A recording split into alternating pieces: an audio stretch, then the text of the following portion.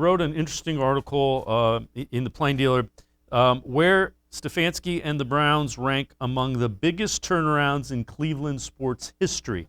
So take us through that, what you found and what impressed you about Kevin Stefanski and the turnaround that the Browns made. Getting to the playoffs and then beating the Steelers, winning a playoff game, and finally losing to the Chiefs a season ago. Well, the way I ranked these turnarounds, I ranked them based off the increase of winning percentage. So it wasn't necessarily based on, this team improved 2 wins, but they went further in the playoffs. It was pretty much strictly based on winning percentage. So I had the 2020 Browns at number 5. They improved 5 wins. That's an increase of about 313 win percentage. If I'm looking at overall impact on just what it means to the franchise, it would probably be way higher. I would probably put it as high as number 2 because I have the 2018 Browns number 1 in their win percentage, and I think that can't be understated how important that was because they were the worst team in the league, and they immediately went to a near 500 team in almost a blink of an eye, and I think that can't be ignored. But it's easy to go from bad to kind of middle of the road. It's much harder to go from middle of the road to very good.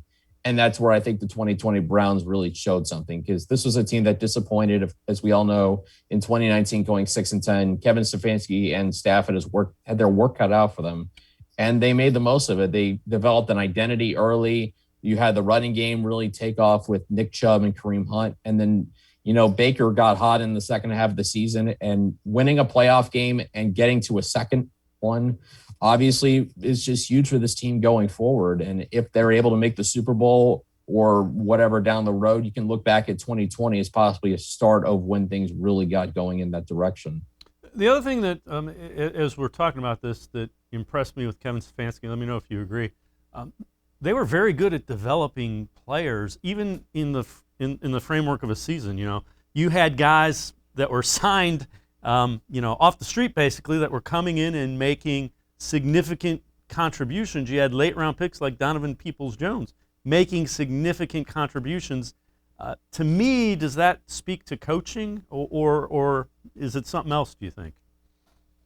I think coaching plays a huge role in it. I mean, we talked before about this coaching staff and how they've obviously developed talent. We heard Jeremiah Owusu-Koramoah talk at rookie camp about how he was impressed at the attention to detail of the coaching staff, and that shows through when you have younger players that take the strides that guys like Donovan Peoples-Jones did.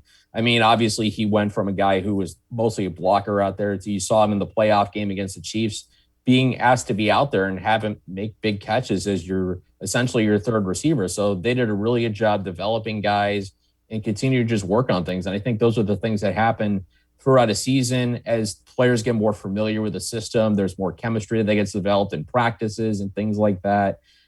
And good coaches really know how to get the most out of players. And I think we saw some of that last season.